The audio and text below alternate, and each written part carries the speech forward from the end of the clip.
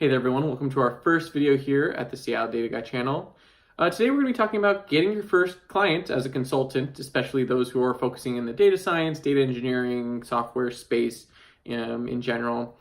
It's kind of hard getting your first client because, especially in the tech field, it really revolves around people having to trust you, because oftentimes it's similar to like going to a doctor. There's this asymmetry of knowledge where, you as the data science or software engineer have a lot of knowledge, and your customer, your client, they might be missing or have gaps in this area, and so they have to trust you that when you're talking and when you say you know things, that you actually know them. And so getting those first few clients is really hard because they often will want references or previous project examples, which you might not have because you haven't, you maybe haven't been a consultant before.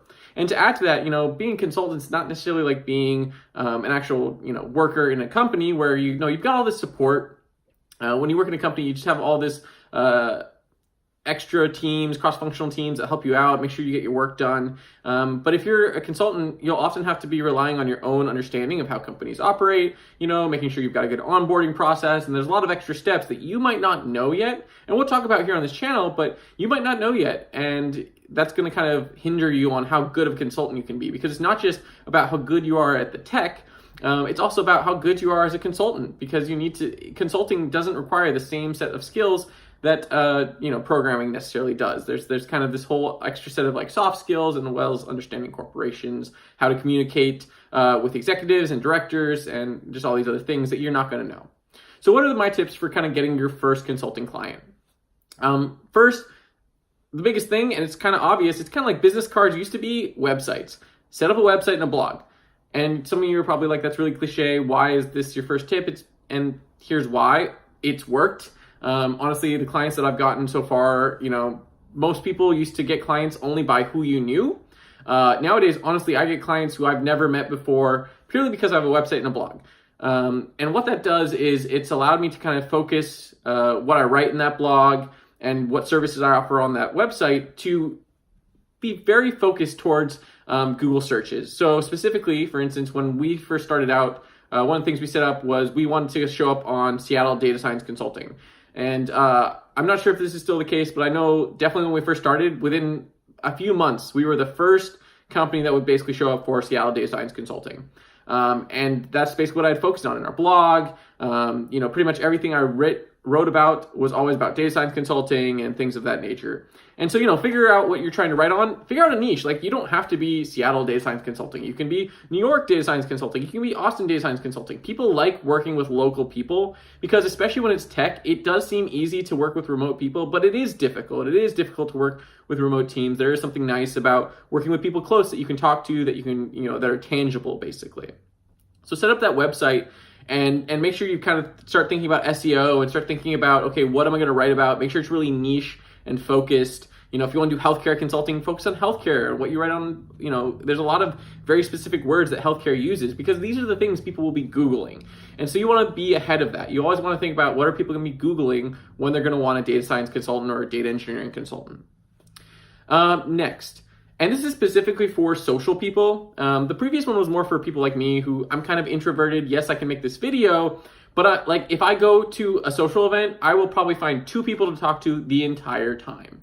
I'm just not that social. Like I'm not one of those people that can go meet 50 people when I go to a meetup. But that's my next recommendation: is go to a meetup. Go to, there's plenty of things for tech people to go meet up, go do talks.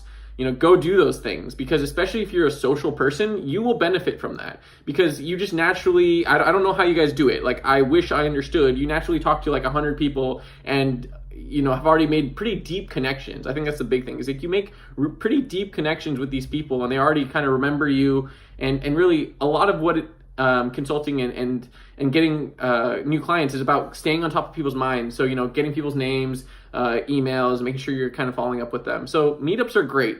They really just bring a lot of people who have the same kind of goals and mindsets as you to the same place. So it's a great chance for especially extroverted people to kind of go and meet possible clients. Next, and this is kind of the old school way of getting clients, is go reach out to old coworkers and directors, and go find them. We have LinkedIn these days. You can kind of let them know, hey, I'm starting this consulting business. I'm going to be doing this kind of work. they might not have work for you right then. And this is kind of one of those things is like people, when they read your blogs, when they hear you talk, when they hear about your new company that you're starting, they might not have work for you right at that moment. It's true. And it kind of can hurt because you're like, you'll spend a few months honestly just creating content and no one's responding, and you'll do talks and no one's responding, and you're telling people that you're doing this and no one's responding. And it's very frustrating.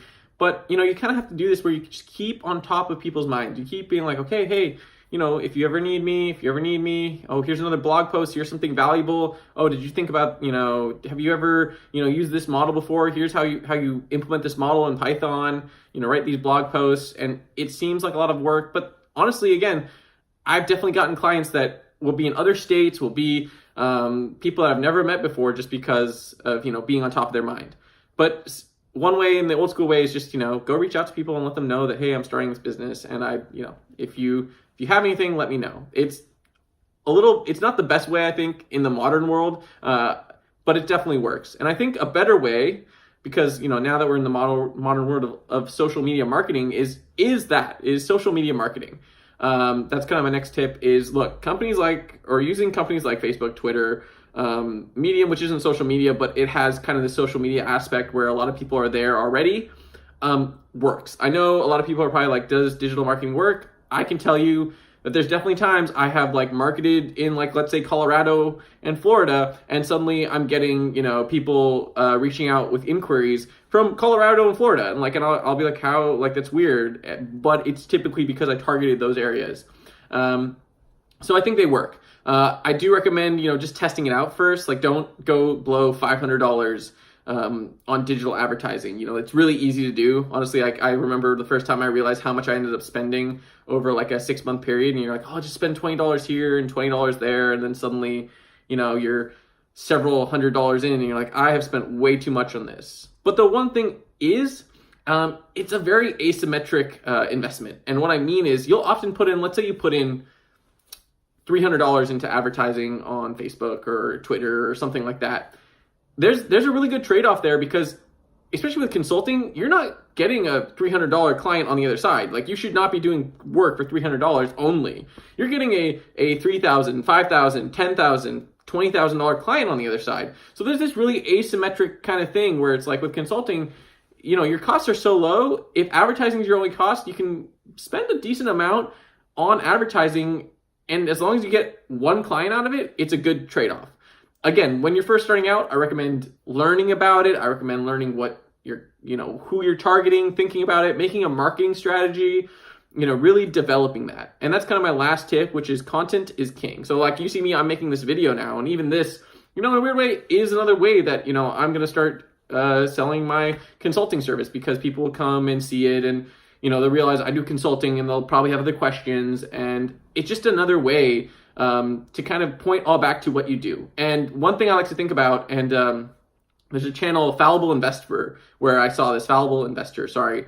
And he ended up mentioning this on YouTube once. He talked about the Disney marketing strategy, which if you've ever seen Disney marketing strategy, it's exactly what you think. It's like this crazy spider web, it's over here is merchandise, over in the center is movies. You've got, what else? The Disneyland and all this stuff, and they all connect, and that's kind of how your content has to be. You're creating content in the same way. You've got videos here, you've got blog posts here, you've got your website here, you got your Facebook, all these things, and they all kind of point to each other, and they all drive things.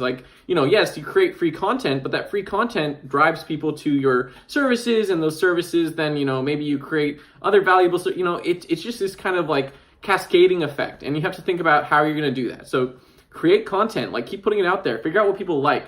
You'll figure it out pretty quickly. You'll figure out, oh, I need to share this. Where do I share this? Oh, Hacker News is a great place to share it. Oh, if I create good enough content, I can share it on Reddit.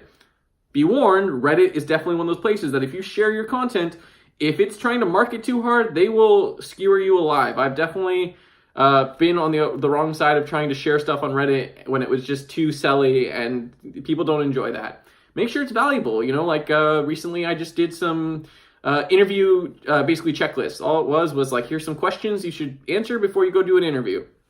Super simple. 1.2K upvotes in Reddit, and my site's SEO basically, that was the first thing on Google getting searched for, a few weeks there. So yeah, content's kind of king. And overall, it's really just doing all of this. Like, that's the thing. Like, most people are like, what do I have to do to get, my first client? And it seems like, do I do one of these things? No, it's all of these things. You do everything. So that's kind of my advice. I'm going to tell you about my first client. Like, actually, my first client was my easiest client. Ever since then, it's been my next clients that have been hard. My first client, I was really lucky. My first client came to me, honestly. Like, I happened to be working at a company. There was a director there that was kind of temporarily there, and then they left. And when they left, they was like, hey, would you be interested in doing consulting on the side? And I, at this point, had no consulting company, never even thought about it. But I was like, yeah, of course. Like, I'm the kind of person that's, I was side hustling before I understood that was a word. So I was like, yeah, of course, why not? And so, I pretty much instantly started consulting with him on a project. And it was really cool. Like, it was really cool to say, like, hey, now I've got a consulting company. And so that I was really lucky in that way that I did get a client without having to look for him. But the hard thing there was I was a subcontractor under him, right? Like, he was the main consultant, so I can never really point back to that project. It's really hard to point back to the project because the company doesn't actually know I exist that much. Like, I just kind of worked underneath this other consulting company, and my consulting company was kind of attached. So I'll talk about it, but like, if someone were to ask me for a reference, I could never really supply it because I was like, well, they're not going to know who I am. I never interacted. Like, I only interacted with him, the consultant I was working with, not the company. So the company doesn't know me. No one at the company knows me. So that was like the hard thing. Like, I did realize, like, I kind of didn't do it right in that way. It's like I should have tried to get a better connection. And that's why my next few clients were really hard. But like, again, they came, I say hard, but it was hard more because I had to make all this content, and then eventually people started showing up. And just to also add, it might take a year. Just don't lose hope. Just don't lose hope. So yeah, so that's my video for today. I really do hope this helps you out. I hope this kind of, if you're thinking about starting, a consulting business in data science or software engineering, I hope these tips help. Again, like, content is king, and there's so many places you can share it. There's so many places you can, just get attention from people, and just end up, again, you kind of just want to be the first person that is on top of Google search. It's still kind of that same thing. So I hope this helps. This was just kind of my quick video. Thanks so much, and let me know what other kind of content you're looking for. I'm going to kind of keep making content on consulting for a little bit. But thanks so much, and I hope to see you again soon. Bye.